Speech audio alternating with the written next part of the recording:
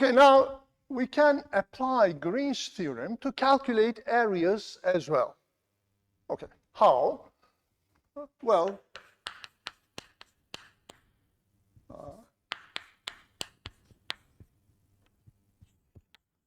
let me explain that briefly.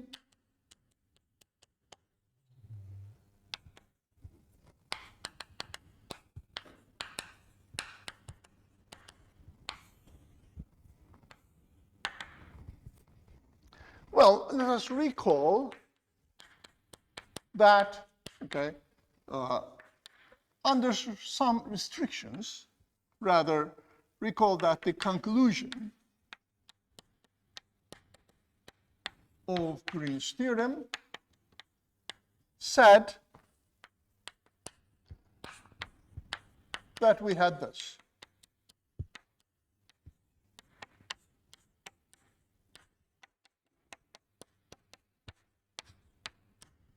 Now, this suggests the following. So, if we take q sub x minus p sub y equal to 1, or any constant,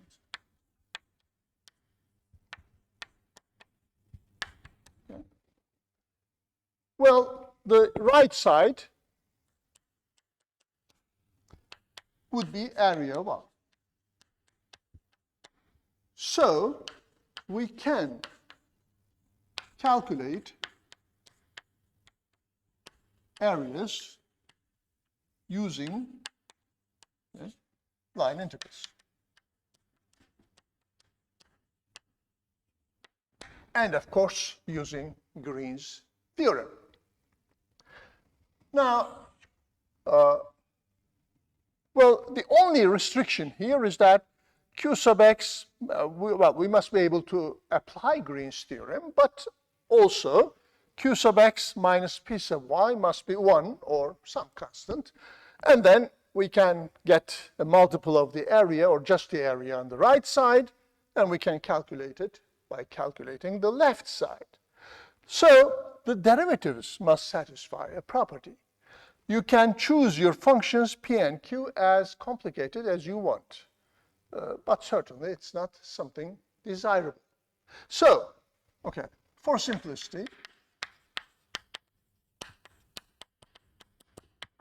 okay, choose simple PQ such that q sub x minus p sub y is 1. For example, okay. Say this is your P, and this is Q, okay. For instance, if you choose Q to be minus X, okay, the derivative will be minus 1, so you need a derivative 2 here. So maybe you can use 2y here. So Q sub X minus, minus 2y, minus P sub y would be plus 1. So that would be worth it. Okay, or for instance, you can put here 2x, derivative will be 2. So you want to put here y, so q sub x minus p sub y is 1. You have lots of such choices, okay.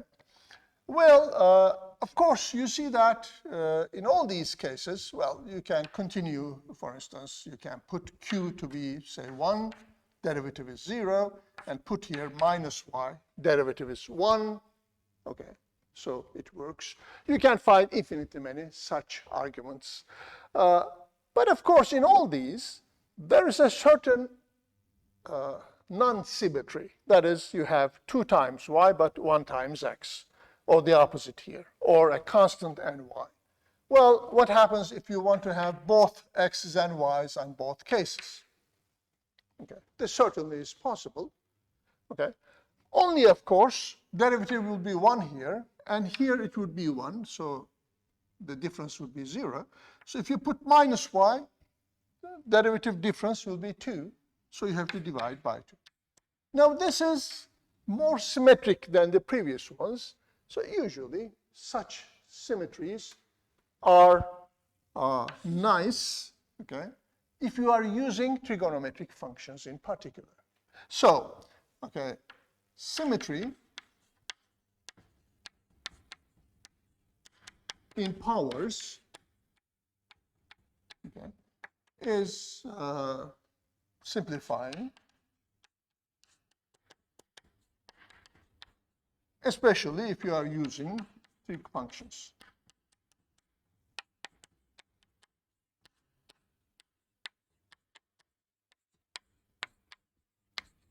Okay, so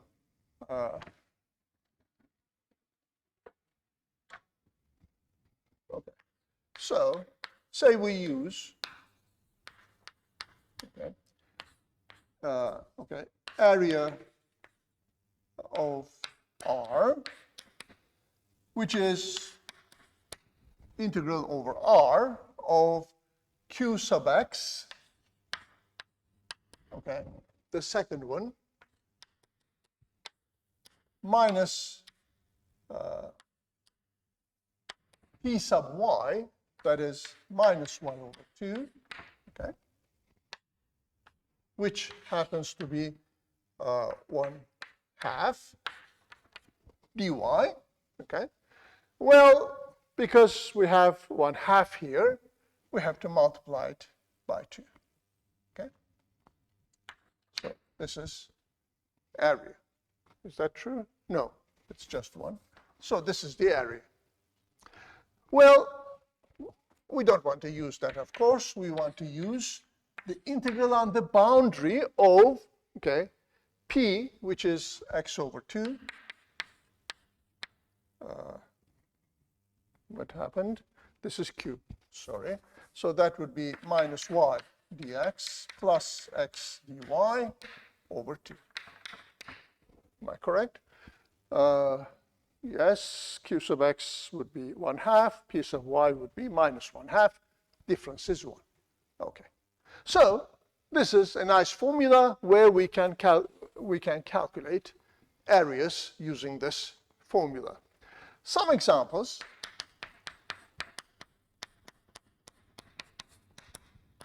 Okay, let us calculate the area of an ellipse. Say x squared over a squared, y squared over b squared is 1. Okay. Well, to continue the, well, this is not 1/2. Well, we had an 1/2, so we canceled them. I forgot to erase this part, so clearly this is 1. Okay. And so it is the area, but on the other side, of course, we have this 1/2. Well, let us continue on that argument. It doesn't change the calculation anyway. So the area of an ellipse, for example, this one, of course, we assume as usual AB positive. Okay. Now, the area then is from what we have, 1/2 the integral of minus y dx plus x dy, okay, where C is the ellipse itself. So we need a formulation of this ellipse. So say C is now, okay, A cosine t, B sine t, t in 0 to 1. Okay. Well, this is counterclockwise oriented ellipse. You can see that immediately. Put them in the equation. It satisfies it. So the area then is 1/2 0 to 2 pi of minus y, okay, dx plus x dy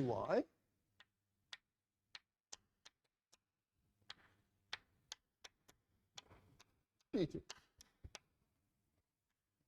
This, of course, is 1/2 AB you have pluses on both sides, and you have sine square plus cosine square, which is 1.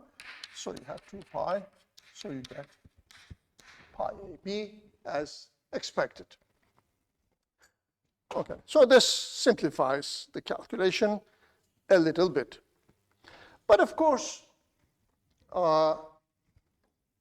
this type of calculation is more meaningful if you have the curve in the dominant position. That is, you have a curve and you want to calculate what is inside it. Well, of course, it's the same setting, but here we can calculate the area of an ellipse in many ways. Now, the next two examples will be more difficult in this sense, but the calculations are not, as we will see. Okay, so in the second one, let us find the area of the region, okay, bounded by the following curve: x to the 2/3 plus y to the 2/3 is a to the 2/3, where a is positive. Okay. As we considered before, this is the curve which looks like this. Okay. And of course, when y is 0, x is a or minus a, and so on. So we want to calculate this region, the area of this region. Okay. Well, you can, of course, calculate one part and multiply by 4, but you have to integrate a very complicated expression here using trig transformations and so on and so on. As we will see, this will be quite easy in this formulation. Why would that be easy? Well, clearly, by what we calculated, the area is 1/2 the integral over c. C is the total curve bounding R, so it's a closed curve, okay, of, well, our formula says that we have minus y dx plus x dy. So the only thing we have to do is find a parametrization for c. So we can take c as, well, we discussed this before actually. This looks like a circle. Well, if we didn't have the 3's, the cube roots, it would be a circle. Okay, so we can use modified polars there. In other words, okay, we can take x to the 2/3, or rather cube root of x as cosine t. This means that we have cosine cube t and sine cube t. Okay. Now, if we put these in place, we have cosine square plus sine square, which is 1. But we want a over there. So if we put a's, okay, if we take 2/3 powers of a's, we get this at the end. And of course, because it looks like a circle, t changes from 0 to 2 pi, and the orientation is correct. So, area is then, okay, 1/2 the integral 0 to 2 pi, okay, minus y dx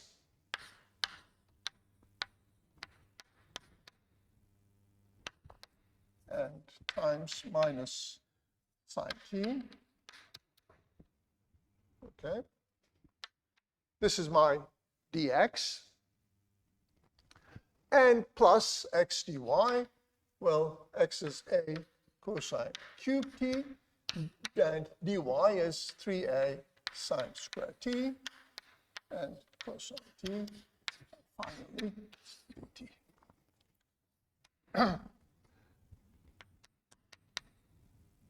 Well, certainly 3a squared is common, so I can take it out.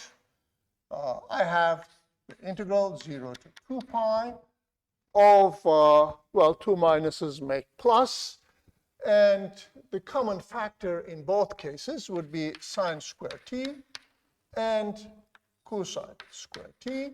And what remains inside, okay, would be, we have sine to the fourth, so it's sine square t, plus, we took 3a squared out, sine square out, cosine square out, so another cosine square dt, this being 1. The whole thing is then 3 over 2a squared, and I can write this as 1 over, 4 sine square of 2t. Okay. Am I correct? That would be 1/2. I have this square of that, right. Now, this, of course, can be furthered as follows. You can replace this with 1 minus cosine 4t over 2. But of course, we observe that the second part, cosine 4t, has an antiderivative sine 4t, and if you put 0 or 2 pi, you get 0. So it contributes nothing. The whole thing comes from 1 over 8. So it's 1 over 8 times 2 pi, okay, which is 3 over 8 pi a squared. Okay. The calculation is not difficult. Okay. Now, the third example I want to consider is a historical one. Historical in the following sense. So let me write the name. Find the area of the loop inside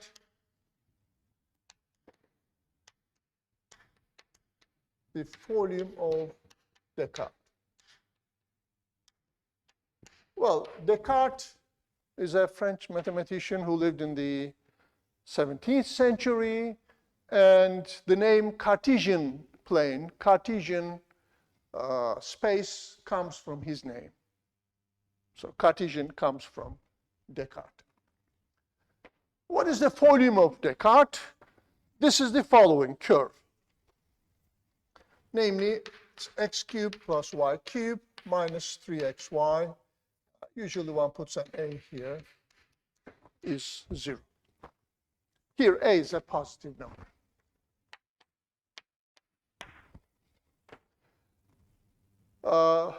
Well, what is the historical importance? The historical importance is the following. Descartes put the question of finding the equation of tangent lines to this curve. Okay. Can you find the tangent line drawn to this curve at some point? And he asked this question because he couldn't do it himself to Fermat. Well, you have heard of Fermat, Fermat's last theorem and such things. Okay. And Fermat easily calculated this because he had invented some algorithm to calculate such things. But these were considered very difficult problems in the 17th century. Okay, of course, we have to mention that Newton's and Leibniz's contributions to calculus, that is, derivatives and integrals, were not yet fully known at this point. They will be known towards the end of the 17th century. So still there was time for that. So this was a difficult problem. But our problem is not that. Okay. Folium means leaf, like a tree leaf in Latin. So there is a leaf in this problem. Well, if you look at it in this form, okay, it's very difficult to see at least the loop and calculate its area. Another formulation is the following.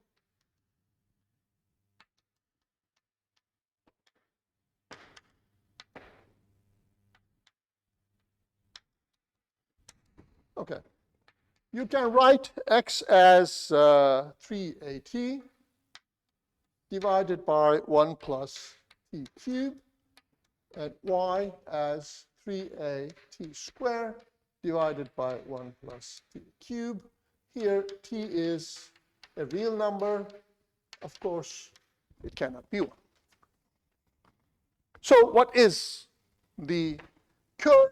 Well, it's given parametrically in this form. Now, this is of great help if you want to calculate the area using the curve and the line integral. Well, we have to sketch it. Well, can we sketch it? Well, we can. Okay. Let us start from this point. Say t is 0. Okay. If t is 0, clearly you are at the point 0, 0. Now, if t increases, okay, if t increases, x goes to the right, okay, and y goes up. So you have such a curve. It increases. Okay. At some point, okay, when t is 1, x and y are equal.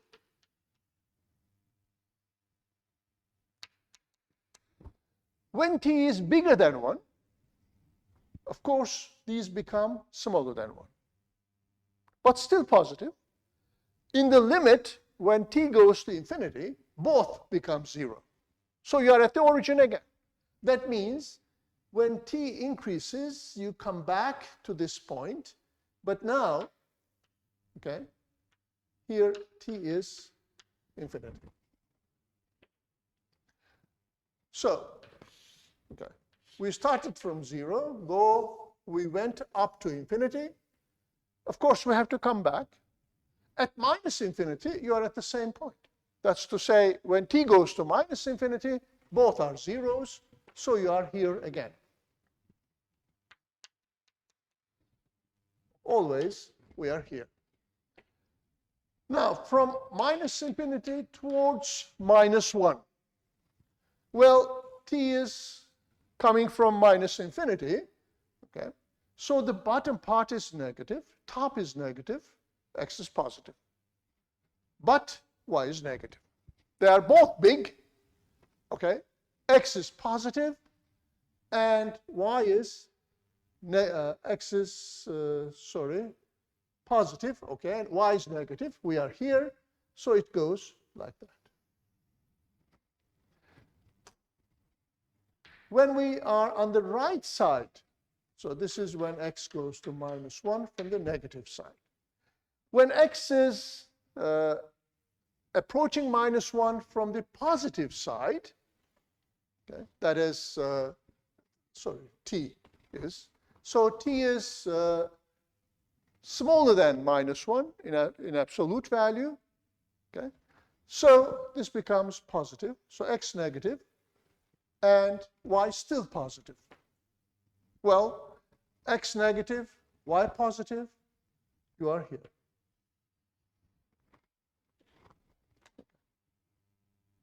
So your journey is something like this. So this is the volume of Descartes.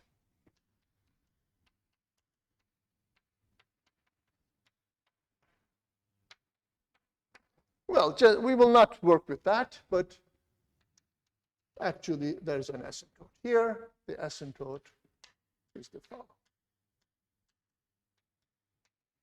X plus y plus a is 0. Well, we will not deal with that. So our problem is to calculate the area of this R. Now, the area of R is, of course, 1/2 the integral of, well, we had minus y dx plus x dy, okay? And the formulation of C is given. Namely, we have 3at over 1 plus t cubed, 3at squared, 1 plus t cubed. and t changes from, remember at 0 we were here, and when we came to this point, t was infinity.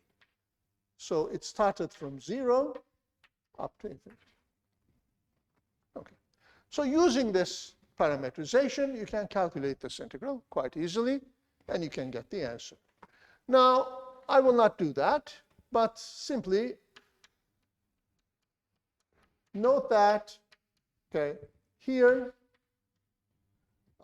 integral c is an improper integral. Actually, not this, but 0 to infinity dt is an improper integral, but it is convergent. So no problem. And finally, the answer would be 3 over 2 a squared.